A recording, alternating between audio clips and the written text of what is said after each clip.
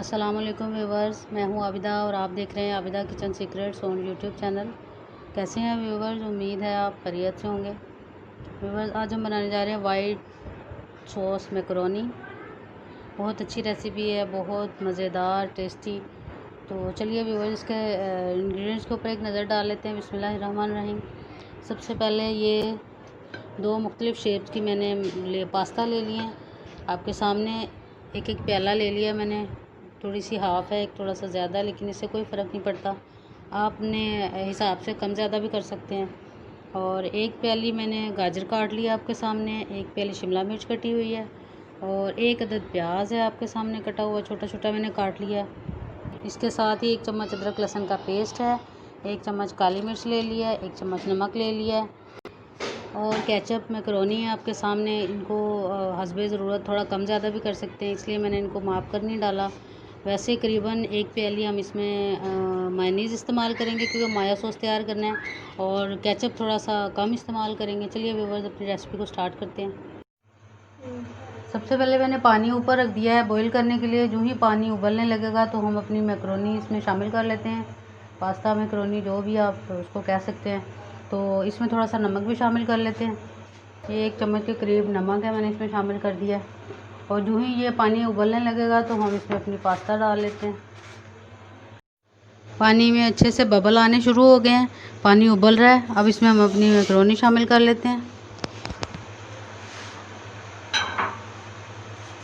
दोनों शेप की मैकरोनी एकदम से कुक हो जाएगी, उबल जाएगी, इसलिए मैंने इकट्ठे डाल दिया उसको। अब हिलाते हैं और फिर इसको उबलने पर छान कर बाहर निकाल लेंगे।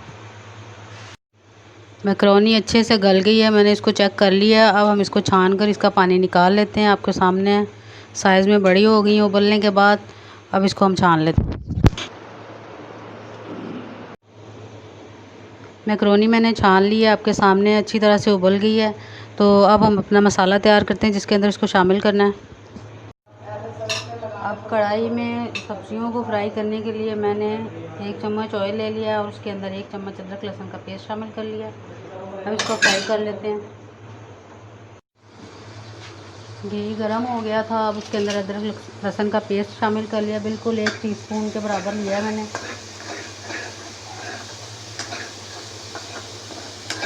तो अच्छी तरह से इसका कच्चापन दूर करने के बाद इसमें सब्जियां शामिल कर लेंगे।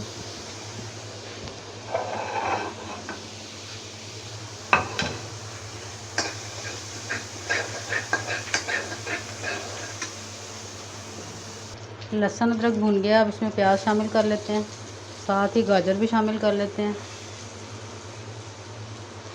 आप चाहें तो थोड़ा सा सोया सॉस भी डाल सकते हैं, वरना इसको हल्का सा सिरका डाल के भी पकाएंगे तो ये गाजरें अच्छी तरह से जल्दी से गल जाएंगी। गाजरों को और प्याज को अच्छी तरह से 2 मिनट के लिए हम भून लेंगे। अब इसके बाद इसमें शिमला मिर्च शामिल कर लेते हैं। इसको मज़ीद 5 मिनट के लिए दोनों चीज़ों को हम भून लेंगे।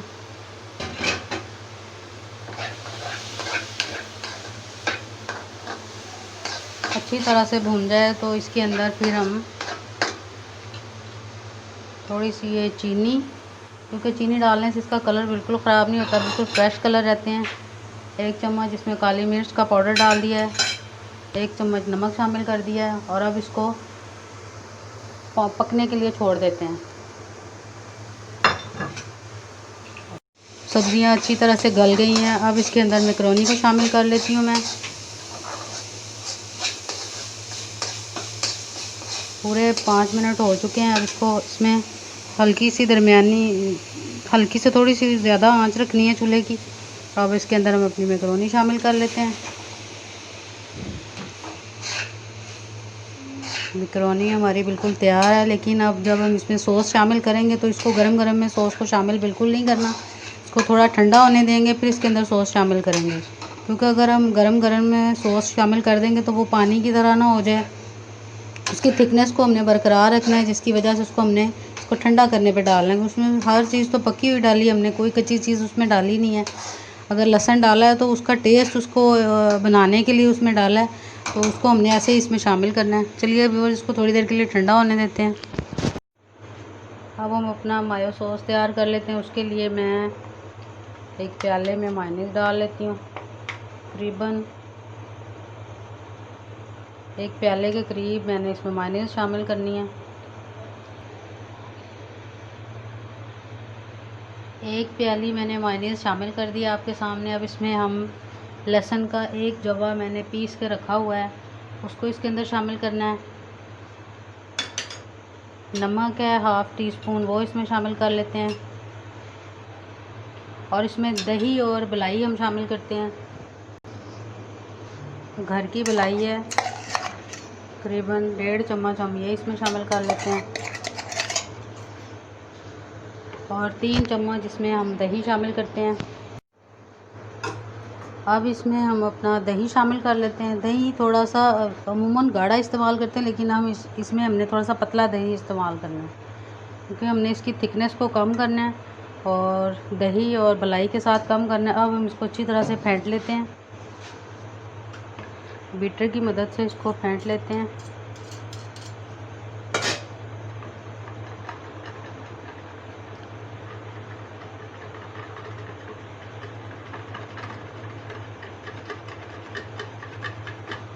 और इसमें काली मिर्चें भी शामिल करते हैं थोड़ी सी। अच्छा सा मज़ेदार सा सॉस तैयार हो गया, मायो सॉस।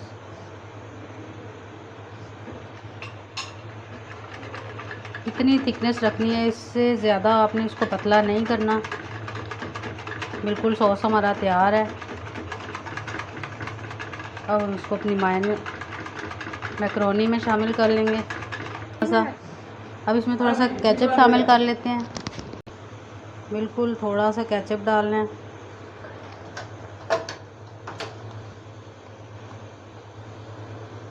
इसको अच्छी तरह से मैश कर लेते हैं। बस ये अब तैयार है।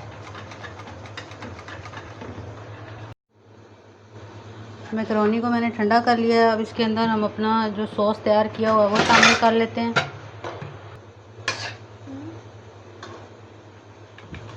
सॉस बिल्कुल रेडी है। अब इसको हम शामिल कर लेते हैं इसके अंदर। ठंडा करने के बाद बस सॉस को आपने शामिल करना है और इस तरह से फैला के शामिल करना है। बहुत अच्छी, बहुत टेस्टी, मज़ेदार सी रेसिपी हमारी बिल्कुल रेडी है। डिश आउट करने वाले हैं बस। अब इसको हम, आप चाहें तो टेस्ट के मुताबिक नमक मिर्च को कम ज़्यादा भी कर सकते हैं। इतनी अच्छी लुक आ रही है, इससे भी ज़्यादा अच्छा इसका टेस्ट है। चलिए अपनी रेसिपी को डिश आउट करते हैं। रेसिपी को डिश आउट कर रही हूँ मैं।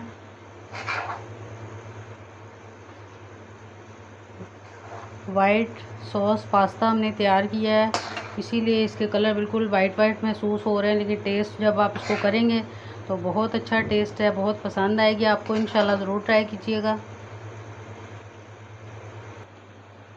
थोड़ी सी ये लाल मिर्च एक पिंच जो है मैंने इसके ऊपर डाल दी है, इससे भी बहुत अच्छा टेस्ट आएगा, फ्रेश फ्रेश सा।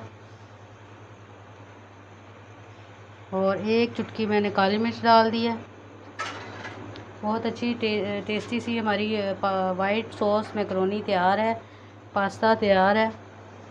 ज़रूर ट्राई कीजिएगा। और अगर व्यूअर्स मेरी रेसिपी आपको पसंद आए तो मेरे चैनल को सब्सक्राइब कीजिएगा, लाइक कीजिएगा। और आइंदा आने वाली वीडियोस को देखने के लिए साइड के ऊपर लगे हुए बेल आइकन को दबाइएगा, ताकि आने वाली हर वीडियोस का लिंक आपके पास सबसे पहले पहुंच सके। फिर मिलेंगे नई रेसिपी के साथ, तब तक के लिए व्यूअर्स अल्लाह हाफिज़।